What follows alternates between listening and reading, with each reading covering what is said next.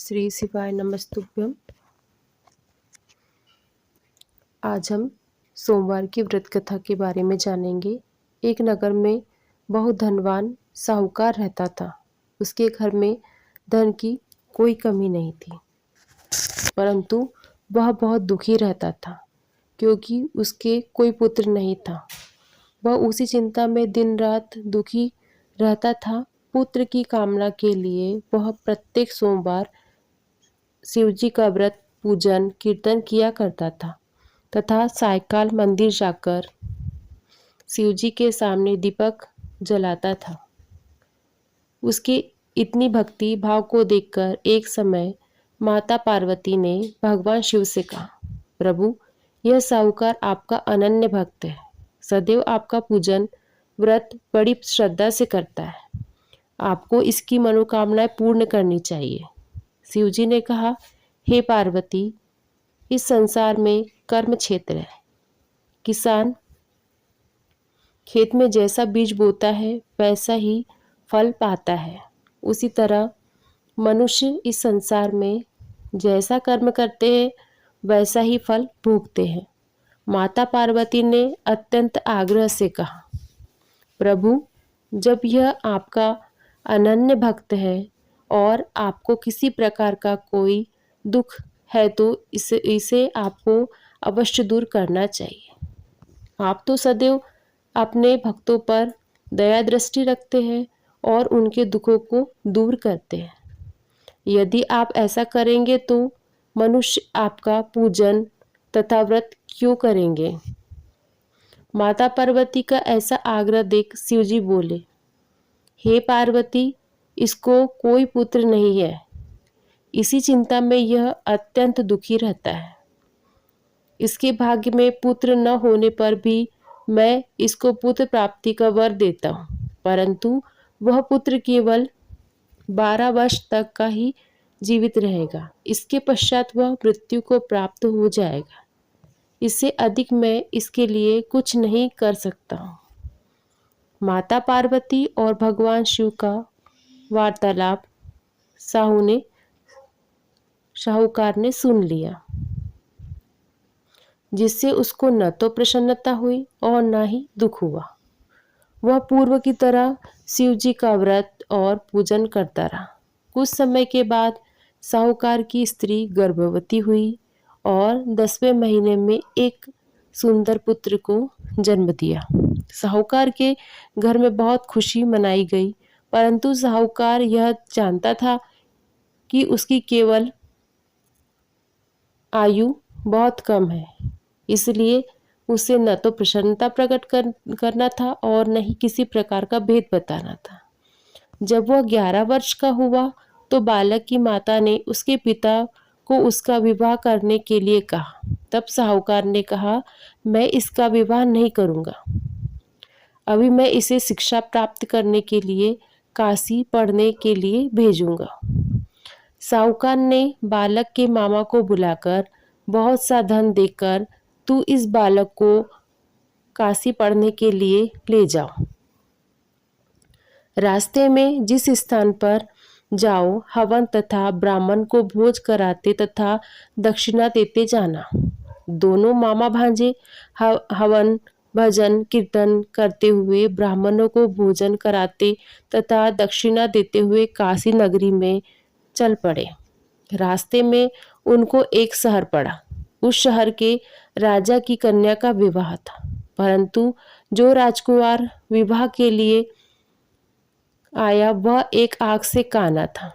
उसके पिता को इस बात की बहुत चिंता हुई कि कहीं राजकुमारी मना न कर दे। जब सेठ के अति सुंदर लड़के को देखा तो मन में विचार आया कि मैं इस लड़के से वर का काम चलाया जाए। ऐसा मन में विचार कर राजकुमार के पिता ने लड़के के मामा से बात की और कहा, इसके बदले में आपको बहुत सारा धन दूंगा। वे मान गए। विवाह कार्य अच्छे से संपन्न हुआ। सेठ का पुत्र जिस समय जाने लगा तो उससे राजकुमारी की आंखें राजकुमारी की चुनरी के पल्ले पर लिख दिया, तेरा विवाह मेरे साथ हुआ है, पर जिस राजकुमार के साथ तुम्हें भेजेंगे वह एक आंख से काना है। मैं काशी में पढ़ने जा रहा हूँ। सेठ के लड़के के जाने के पश्चात राजकुमारी ने जब अपनी चुनरी पर ऐसा लिखा हुआ पाया तो उसने राजकुमारी के साथ जाने से मना कर दिया, जिससे अपने माता पिता को सारी बात बताई। राजकुमारी के माता पिता ने राजकुमारी को विदा नहीं किया और बारात वापस चली गई। सेठ का लड़का तथा उसके मामा काशी पहुंच गए थे। वहां जाकर उन्होंने यज्ञ करना, लड़के को पढ़ाना शुरू कर दिया। जिस दिन लड़के की आयु 12 वर्ष की हुई, उसी दिन उसके यज्ञ की पूर्ण आहुति थी। लड़के के मामा से कहा, मामा जी आज मेरी तबीयत ठीक नहीं लग रही। मामा ने कहा, अंदर जाकर सो जाओ। लड़का अंदर जाकर सोया और थोड़ी देर बाद उसके प्राण निकल गए। कुछ समय पश्चात उसके मामा ने आकर देखा तो भांजा मृत पड़ा था। मामा ने अपने आप को संभाला और यज्ञ कार्य संपन्न कर ब्राह्मणों को भोज करवाकर दक्षिणा देकर विदा कर दिया। अपने आप को रोक न पाया और जोर जोर से रोने लगा। संयोगवश उसी समय शिव पार्वती उधर से जा रहे थे। तब उन्होंने जोर जोर से रोने की आवाज़ सुनी तो माता पार्वती कहने लगी, स्वामी कोई दुखियारा आपको पुकार रहा है, आपको इसकी सहायता करनी चाहिए। माता पार्वती और शिवजी वहां गए तो देखा यह वह लड़का मृत पड़ा है। माता पार्वती कहने लगी, स्वामी यह तो वही लड़का है जो आपके वरदान से उत्पन्न हुआ है। शिवजी ने कहा, हे पार्वती इसकी आयु इतनी ही है और यह भोग चुका है।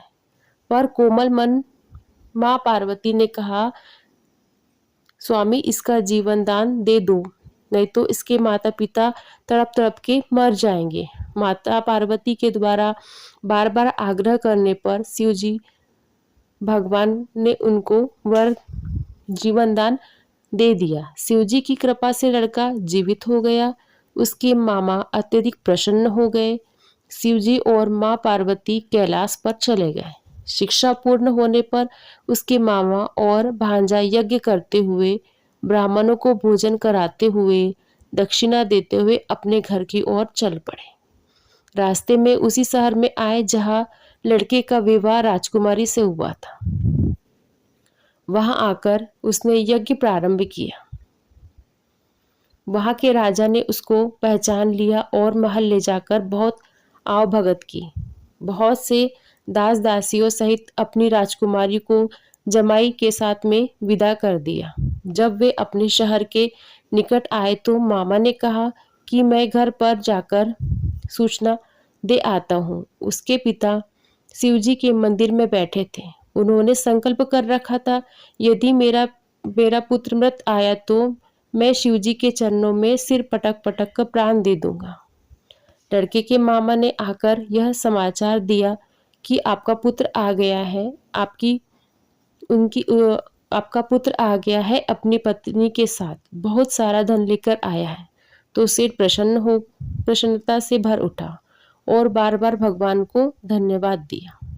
सेठ सिटानी के आनंद पूर्वक पुत्र और पुत्रवधू का स्वागत किया। सभी बड़ी प्रसन्नता के साथ रहने लगे तथा सारी नगरी में कहलवा दिया कि इस व्रत को करने से विवाह योग्य कन्या को उत्तम वर, उत्तम गुण, उत्तम रूप, सौंदर्य तथा स्त्रियों को अनेक गुण वाली संतान, सुवर्ण व्रत और अखंड सौभाग्य प्राप्त होता है तथा पति पत्नी का कभी वियोग नहीं होता। अतः अंत में शिवलोक के निवास करते हैं। यह व्रत ऐश्वर्य को प्रदान करने वाला है। जिस घर के स्त्री पुरुष इस व्रत को करते हैं उस घर